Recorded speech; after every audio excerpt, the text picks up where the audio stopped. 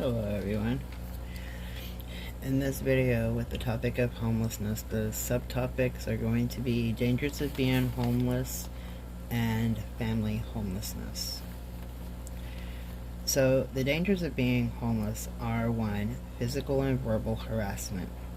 6 out of 10 homeless individuals claim to have been verbally harassed at some point in their homeless experience. Even more shockingly, 1 in 3 homeless individuals claim to have been physically assaulted at some point. The second one is theft and vandalism.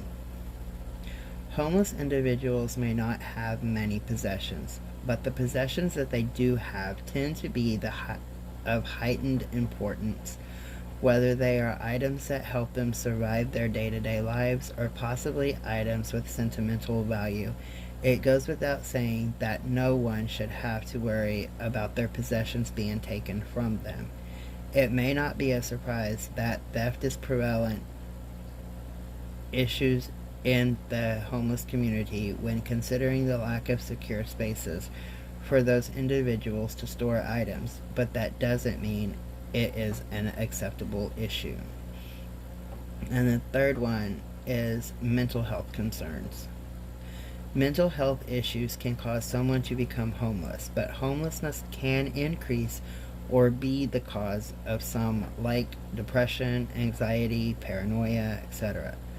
Being homeless can be a traumatic experience for anyone, and the situation can trigger underlying mental illnesses. It can be extremely difficult for someone to come to terms with their reality, especially if the reality is a tremendously uncomfortable one. And the danger statistics. More than 1 in 3 have been deliberately hit, kicked, or experienced some other form of violence. 34% have had things thrown at them. Almost 1 in 10 have been urinated on. More than 1 in 20 have been the victim of SA. Almost half, which is at 48%, have been intimidated or threatened with violence. 65% of women and 53% of men have been verbally abused or harassed. 79% have suffered some sort of crime or antisocial behavior. 54% of females and 51% of men have had things stolen from them. 23% have had their belongings vandalized. 55% of the homeless community has been hit or kicked by strangers. 53% said that they had not reported the last crime or incident to the police because they thought the police wouldn't do anything about it. Now, with family homelessness, there's a big question out there that why are families homeless in the U.S.? When the average person thinks about homelessness, they usually think of a single person living on the streets. However, there are many families who are homeless too in every part of the U.S., all states, in rural, suburban, and urban areas. The typical homeless family is a single mom in her 20s with 2 young children. Homeless mothers are more likely to be depressed and have a history of trauma that began in childhood compared to mothers in general population. Families of color are more likely to be homeless than white families. Compared to children with homes, homeless children are more likely to have asthma, frequent illnesses, and challenges in school.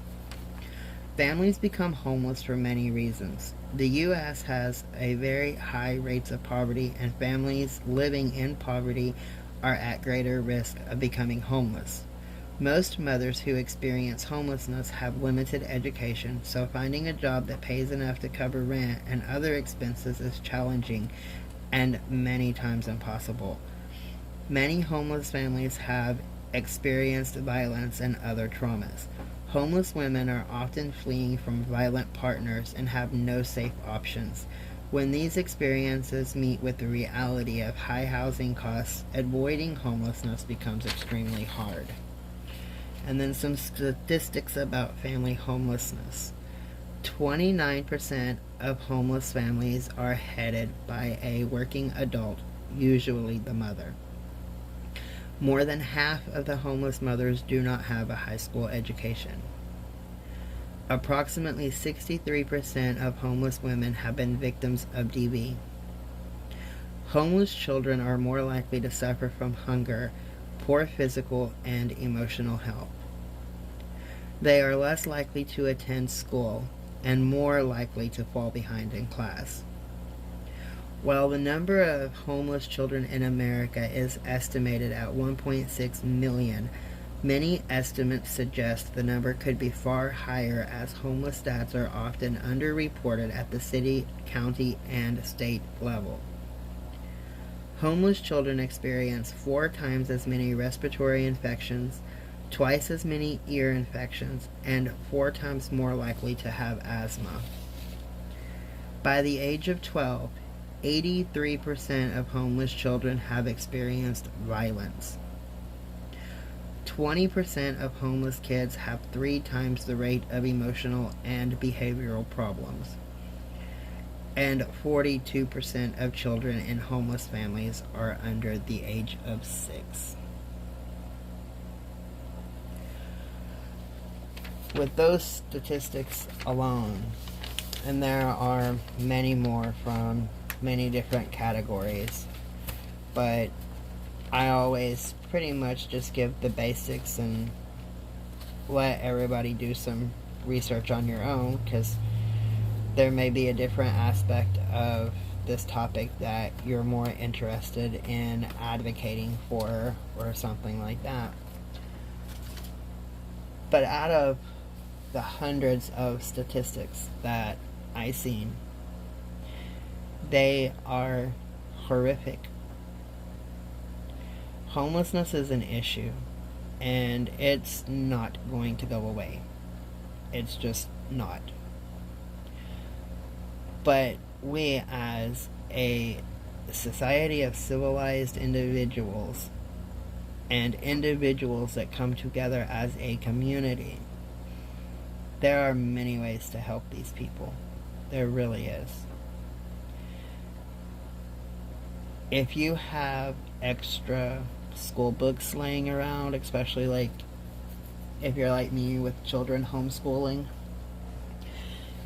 I don't let my kids write in their school books, because they've got nieces and nephews that's younger, and I can always just copy off the papers and then let them do those and save the books for, extra practice for the younger ones or whatever.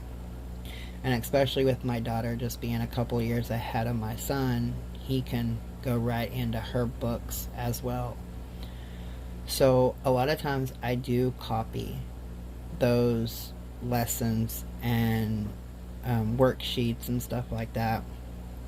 And whenever I go out to the homeless community and there's some kids and stuff that are there, I may not be giving them the lesson plans and stuff that's for their actual grades, because I'm not just gonna ask them that kind of question when there's